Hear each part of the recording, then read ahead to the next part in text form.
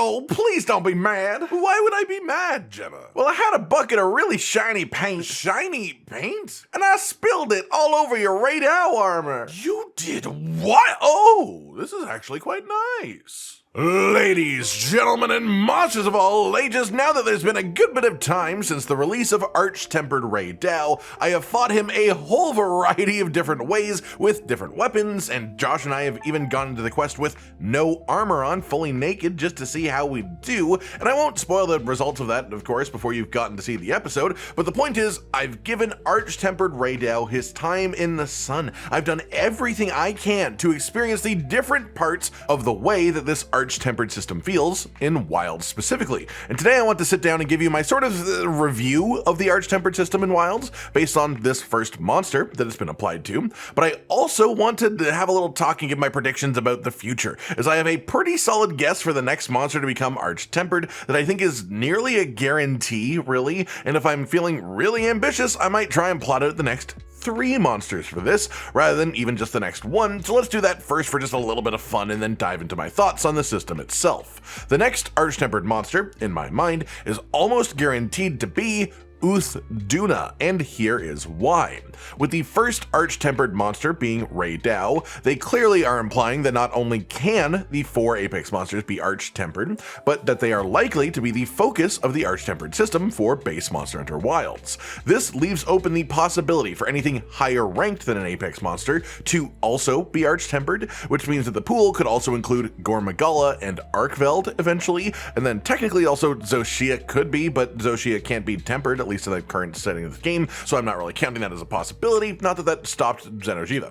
My general estimation, though, then, is that by the time we hit the expansion for Wilds, we will have an Arch-Tempered for all 4 Apexes, and also one for Arkveld. And then if they really want to go overboard on updates and quest, we may even get a gore magala before the Arkveld 2, or maybe even a Shia afterwards. But Arkveld is definitely the one that I think makes the most sense, and that they definitely will do to sort of cap off the updates if they don't do more. That said, we started with Ray Dao as the first Arch-Tempered, which mostly makes sense as the Apex monster for the first map that we play through in the game. Based on this, the logical progression would then be duna being the next Arch-Tempered because of the forest, then New Udra being the one after that because the basin is 3rd, and then dahaad because the iceshard cliffs would be 4th. Timeline-wise, I expect them to do 1 Arch-Tempered per festival, essentially, and with this festival that we've just gone through being the Spring Festival, the next one that we expect is a summer-themed festival that will likely follow Title Update 2 whenever that actually is. Obviously, Ray Dao doesn't have any real ties to springtime that I can think of personally at least, but duna is very much specifically a summer-themed monster. A big, watery, wave-controlling fish, and you could totally see it placed on a beach, and I don't mean beached like a whale. It fits the vibes of summer perfectly, and so that's a second solid reason that I could see them going for duna as the next Arch-Tempered choice. And the fun thing is that while, again, Ray doesn't really have any specific matchings with spring that I can think of, the festival after the summer festival would likely be an autumn one, possibly even Halloween themed like we had in Monster Hunter World. And which of the 4 Apexes would you say is sort of Halloween-y? Of course, the giant tar-covered flaming octopus. But that lines up as well because the oilwell basin is the 3rd map. So if we're going by order of maps, then it would be the 3rd Arch-Tempered as well. So again, there are 2 reasons to think that that is likely as well. And then after an autumn festival, the next one that we would likely have is some sort of winter festival. And I don't think I even need to point out how absolutely on the nose perfect that would be for dahaad. So basically my prediction is that the next Arch-Tempered will be duna with a summer festival, then New Udra with a Halloweeny autumn festival after that, and then dahaad after that with a winter festival. And that feels not just possible, but full-on likely as far as I'm concerned. I mean, maybe a week from now they'll announce that the next Arch-Tempered is going to be like Gravios and completely throw this off, but I think that my logic here is sound as of this immediate moment. Moving on from that, then let's talk about the Arch-Tempered system in general. If I like what they are doing with it in Wilds, and if I want them to continue in the same way, or change stuff up at all. The first thing that I have to say right out of the gate is that Monster Hunter World was my first Monster Hunter game, and so when trying to compare difficulty here to the Arch-Tempereds in there, I'm gonna have a little bit of a tougher time, because when I first fought the original Arch-Tempered monsters, I was a much less experienced hunter than I am now, so my actual feelings of them when they were time accurate accurate and I was wearing proper equipment for them, it's not exactly a perfect comparison to how I am as a hunter in wilds. So as far as difficulty, that could affect my thoughts here, and you'd think that that would make me lean towards saying that the Monster Hunter World Arch-Tempereds were harder. But no, I think Arch-Tempered Raidao was definitely harder than at least the majority of the Arch-Tempered monsters that we had in World, purely because they actually meaningfully adjusted his actual moveset. And while some of the previous Arch-Tempered monsters did get that treatment, they did get some slight moveset changes, most of them didn't. Most of them were just damage and health increases, and the ones that did have move changes had less additions than Raidao does, with his aftershocks just all over the fight, making it a veritable minefield, just a completely different feel to the actual quest, and his damage is of course also through the roof. He has the ability to one-shot people who don't have enough defense or thunder resistance, but he is at a point of damage where you can absolutely get enough defenses to not be fully one-shot, and that is a really big thing that I think people should think about more when talking about difficulty. A hunter that is properly prepared with a decent set should avoid being one-shot during this fight, and realistically anything that does 60% of your health in one hit is pretty much equally dangerous as something that does 90% of your health in one hit,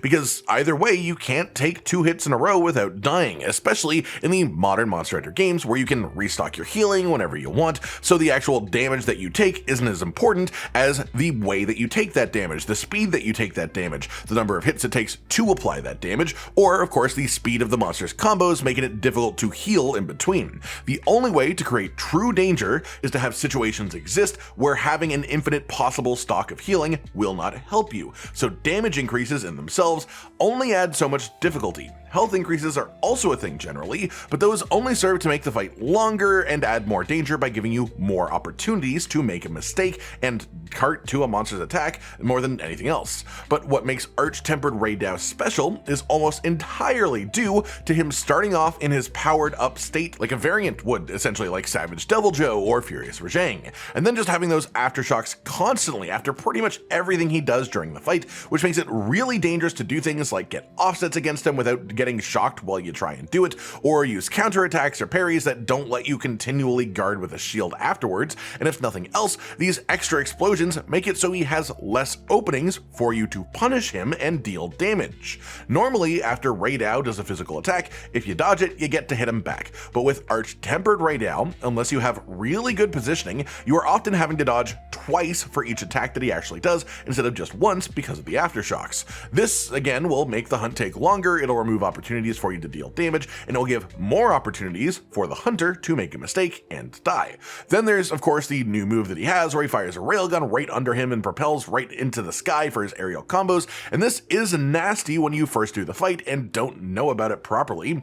But then, like any other attack really, once you know the animation, you know when and how to dodge it. Overall, I think this is probably the toughest fight that we have in Wilds. 5-star Tempered Mizutsune I think can technically do more damage in a single hit, but as I mentioned earlier, you can definitely get enough defense and damage reductions to stop that from being a one-shot as well, and once both monsters require 2 solid hits to kill you, Arch-Tempered Raidao is just much more capable of launching out multiple attacks quickly. He's also very capable of stunning you, especially if you don't have 20 thunder resistance to make you immune to the blight, and especially if we count the aftershocks as their own hits, it's just really easy for him to follow up, and I absolutely do count them in this context.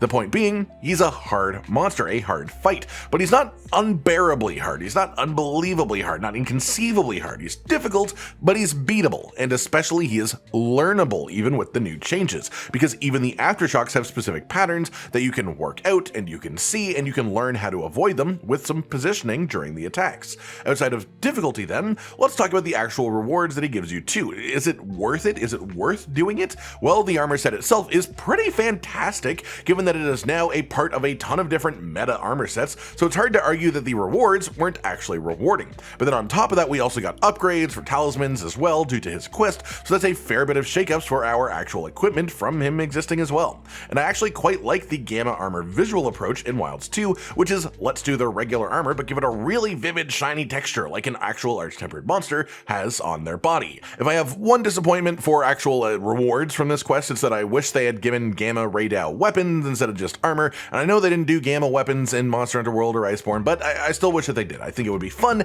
even if it wouldn't be for every weapon, because not every weapon has a Ray Dao option. All in all, I have really enjoyed Arch-Tempered Ray Dao. I don't think it's quite the joy-crushing level of difficulty and challenge that some people were hoping for, but I think it rides the line of being a challenging experience while still being a really fun fight with some solid changes. And while I know there are plenty of people who have done the fight repeatedly without ever triple carding, there are also plenty of people who have failed this quest. And so we are now at the point where I think I can really say, if you are unhappy with the difficulty level of Arch-Tempered Ray Dao, it's because you're just good at Monster Hunter at this point. Obviously, Wilds gives you a lot more options for being good in this way, things like the wound popping, things like the ability to turn your attacks mid-animation with focus mode, but we're at a point where some people are finding this hard and some people are finding this easy, which means if you're finding it easy, you're just good. And honestly, you're unlikely to find things that'll happen much harder than this in Wilds until we hit a full-on expansion, a Master Rank expansion with Elder Dragons and stuff like that. But personally, I really enjoyed the Arch-Tempered system as we've seen it so far in this game, and I look forward to future Arch-Tempereds being added too. Although I do have to wonder what they'll do for the Arch-Tempered sort of gimmick for something like Duna. Maybe he's gonna have like waves come out after every attack or something like that. Oh, that would be awful. That just about does it for today then, everyone. Some predictions for the next Arch-Tempered monster quest that we will get in my personal review of the Arch-Tempered system so far in Wilds with Ray Dao. My thoughts on how they brought this old system back in a new way, and I really am quite happy with it all. I hope you've all enjoyed this then, and of course, let me know your own thoughts on any of this down in the comments below. Like if you liked the video, subscribe with the notification bell for more, and most importantly, ladies and gentlemen, until next time, stay sweet. Josh, Cotton, and Hollow with the videos, dropping the humor like a hammer on your tippy toes, bringing entertainment on a daily arrangement to take our insanity and turn it into entertainment. Yes, I said entertainment twice, to reiterate that it is nice to look into your faces on a mostly daily basis when you let us in your homes to make the whole world a stage. Goodbye.